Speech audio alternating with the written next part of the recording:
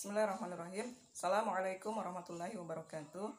Alhamdulillahirrahmanirrahim. Kita panjatkan puji dan puji syukur kepada Allah Subhanahu wa Ta'ala atas segala nikmat yang Allah berikan, terutama nikmat Islam, nikmat iman, dan juga nikmat kesehatan. Yang mengingat kondisi nunukan yang masih zona merah, dan ini sangat mempengaruhi pembelajaran anak-anak di sekolah. Baik, saya akan menyampaikan tentang pembelajaran tahsin tahfiz Quran di SDIT Musina. Untuk tahun pelajaran ini, untuk tahun ajaran ini, insya Allah kelas 3 sampai kelas 6 akan menggunakan metode yang terbaru, gitu, yaitu metode ilman waruhan atau biasa kita singkat dengan IWR.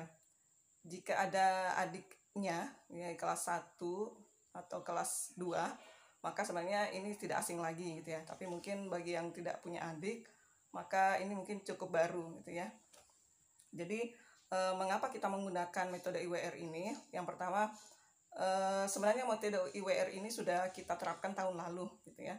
Namun kita masih menerapkannya karena masih tahap penyesuaian. Kita baru menggunakannya untuk anak kelas 1 gitu ya. Masih siswa untuk anak kelas 1 dan beberapa siswa yang bukan kelas 1 namun wafanya ketika itu masih jilid 1, sehingga penyesuaiannya ke metode IWR lebih mudah seperti itu. Dan tahun ini kita sudah menggunakan semuanya gitu ya, dari kelas 1 sampai kelas 6 menggunakan metode IWR ini. Jadi metode IWR ini adalah metode yang langsung dikeluarkan oleh JSIT pusat gitu ya, Jaringan Sekolah Islam Terpadu, yang langsung mengeluarkan metode pembelajaran ini. Kalau yang lalu mungkin pernah kita menggunakan metode Qiroati, metode Wafa, atau metode-metode yang lainnya, maka itu adalah dari lembaga lain gitu ya. Dan SDIT atau sekolah bekerja sama dengan lembaga tersebut. Nah sekarang karena sudah dari pusat sudah mengeluarkan metode yang baku, maka kita menggunakan metode tersebut. Dan metode itu adalah metode ilman waruhan, dan ini memang juga baru launching tahun lalu gitu ya, dan kita langsung menggunakannya juga di sekolah, namun hanya untuk kelas 1 gitu ya, secara full. Jadi untuk IWR ini ya, penyesuaiannya dia terdiri atas jilid 1 sampai 4. Jadi sementara Wafa, yang Wafa tahun lalu itu kita jilidnya itu dari jilid 1 sampai jilid 5, sehingga ini butuh penyesuaian. Jadi materi-materi dalam IWR ini lebih padat ya materinya dibanding dengan Wafa yang mungkin banyak latihannya gitu kalau di Wafa. Jadi sehingga ketika nanti kita menyesuaikan, jadi anak-anak ini bukan turun jilid gitu ya, tidak, tapi setara gitu ya. Jadi materi-materinya lebih padat. Misalnya penyesuaian yang kita lakukan itu seperti berikut, mungkin nanti bisa dilihat di layar. Jadi yang Wafa 2, yang tahun lalu Wafa 2 itu akan ke jilid 2 juga, namun dari halaman 5 sampai 22 gitu ya. Lalu yang Wafa 3 itu ke IWR jilid 2 dari halaman 23 sampai 44. Nah, di sini kan kelihatan sudah nih Wafa 3 kok turun jilid 2. Jadi bukan turun ya, tapi namun setara gitu ya, setara. Materi Wafa 3 itu setara atau sama, walaupun tidak 100% ya. Saya kira 90% lah seperti itu, mirip dengan materi di jilid 2 IWR gitu, halaman 23 sampai 44. Jadi seperti itu ya. Lalu kemudian untuk Wafa 4 setara atau sama materinya dengan jilid 3 IWR, dan Wafa 5 itu setara atau sama atau mirip materi-materinya yang ada di jilid 4 IWR. Jadi seperti itu. Lalu kemudian mungkin ada juga pertanyaan, kenapa kita tidak lagi melakukan tes ya untuk yang Wafa yang kemarin mungkin sudah jilid, misalnya jilid 2 halaman 44 atau jilid 3 atau jilid 4 dan sebagainya sudah ingin tes, kita tidak lakukan lagi tes karena kita langsung sesuaikan saja gitu ya, langsung sesuaikan ke IWR. Kenapa? Karena pertama ini lumayan cukup banyak anak-anak yang tes gitu ya, cukup banyak, sehingga ketika menantikan tes, antrian tes itu cukup banyak. Jadi kita langsung sesuaikan saja ke IWR gitu ya, seperti itu. Sambil juga anak-anak ini refresh ya, mungkin sudah beberapa bulan gitu ya, tidak membaca Al-Quran. Jadi ketika mereka memang bisa, insya Allah itu akan cepat gitu ya, jadi akan cepat. Selanjutnya dalam metode ini ya, khusus untuk tahun pelajaran ini adalah yang pertama kalinya juga kita menerapkan jadwal yang baru gitu ya, jadwal dengan belajar 1 pekan, selama 1 pekan dalam setiap bulannya. Belajar TTQ saja fokus dalam 1 pekan setiap bulannya. Bisa dilihat nanti di layar yang ada. Jadi misalnya di bulan Agustus ini kelas 1 untuk pekan pertama itu jadwalnya kelas 1 dan kelas 2, pekan kedua kelas 3 dan kelas 4, lalu pekan ke-3 itu pengayaan, dan pekan ke-4 itu jadwalnya kelas 5 dan kelas 6. Jadi nanti dia akan menyesuaikan dengan kalender akademik ya. Kami akan menyesuaikan dengan kalender akademik, dan begitu seterusnya nanti di bulan misalnya kelas 3 dan 4 gitu ya. Ini pekan kedua. Sehingga di pekan kedua itu hanya belajar TTQ saja. Pembelajaran yang lain itu tidak, di mana pembelajaran yang lain itu nanti di 3 pekan yang bukan pembelajaran atau jadwal TTQ. Entah itu tematik, bidang studi, lokal dan sebagainya. Cuman mungkin di sini perlu diperhatikan, sebenarnya jadwal ini akan sangat-sangat efektif juga ketika dilakukan secara luring atau tatap muka. Namun kondisi kita belum bisa seperti itu ya. Jadi ini masih daring. Semoga ini bisa lebih efektif juga gitu ya dari jadwal yang sebelumnya. Satu hal ini bahwa 1 pekan jadwal TTQ ini sebenarnya bukan semakin sedikit, tapi kita menyesuaikan juga. Jadi 1 pekan belajar TTQ itu sebenarnya setara dengan selama sebulan belajar TTQ jadwal yang lalu. Atau misalnya begini, kalau dipecah, 1 hari belajar TTQ yang tahun ajaran ini jadwal sekarang itu setara dengan 1 pekan belajar setara dengan sepekan belajar TTQ jadwal yang lalu gitu ya. Jadi durasinya itu sama 6 jam pelajaran gitu ya. Kalau misalnya dulu kan 1 hari 2 jam pelajaran, 2 JP gitu ya. Berarti kalau 1 pekan itu dia 3 hari kan, Selasa, Rabu, Kamis, ada 6 JP. Maka untuk jadwal yang sekarang 1 hari itu 6 JP juga gitu ya. Jadi 6 JP, jadi fokus gitu, seperti itu.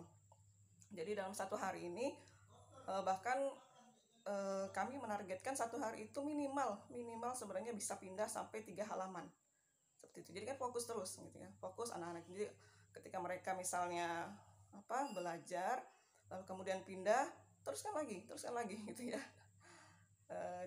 Artinya durasinya cukup panjang waktu belajar dalam 1 hari itu. Intinya sama atau setara dengan sepekan belajar TTQ jadwal yang lalu gitu ya. Cuman mungkin tidak terlalu terasa karena ini masih daring gitu ya. Seandainya ini ada tatap muka, insya Allah ini sangat terasa sekali gitu ya, fokusnya anak-anak belajar TTQ dalam 1 pekan ini. Lalu kemudian begitu ya dengan guru-gurunya. Jadi guru-gurunya ini kita sudah coba karena menyesuaikan dengan jadwal, maka guru-guru yang mengajar juga sesuai dengan rombelnya. Kalaupun tidak, mungkin dari guru Quran khusus, atau misalnya dari guru 1 tingkat atau 2 tingkat dari jenjangnya gitu ya. Dan begitu juga dengan kelompok-kelompok mereka. Jadi kita usahakan masih dalam 1 rombel mereka. Misalnya kelas 3 gitu, dia akan mengaji sesuai dengan ya kelas 3 aja gitu ya, atau kelas 4 saja gitu. Kalaupun misalnya dengan jilidnya, ya kita akan sesuaikan dengan yang 1 tingkat saja perbedaannya. Misalnya kalau kelas 3 dia setara, kita akan samakan jadwalnya dengan kelas 4. Jadi kita satukan mungkin dengan siswa yang lain di kelas 4 seperti itu. Kalau dulu kan jadwal yang lalu ada guru ngajar, misalnya dia guru kelas 5 gitu ya, dia ngajarnya kelas 1 atau kelas 2 aja gitu ya, sementara murid-muridnya tidak diajar. Jadi kalau di sini insya Allah semua gurunya akan mengajar yang sesuai rombelnya, walaupun bukan wali kelasnya, tapi minimal itu adalah guru dalam rombel tersebut. Lalu kemudian target pembelajaran ya, target pembelajaran bisa dilihat juga di layar ini. Target pembelajaran ini, targetnya sebenarnya untuk penggunaan IWR ini dari jilid 1 sampai jilid 4 itu selesai di kelas 2 gitu ya. Jadi kelas 1 semester 1 jilid 1, semester 2 jilid 2 selesai. Lalu kemudian kelas 2 semester 1-nya jilid 3, semester 2-nya jilid 4. Jadi kelas 3 diharapkan anak-anak sudah tilawah. Itu target IWR. Cuman untuk anak kelas 3 sampai kelas 6 ya kita mencoba penyelesaian lah seperti itu ya.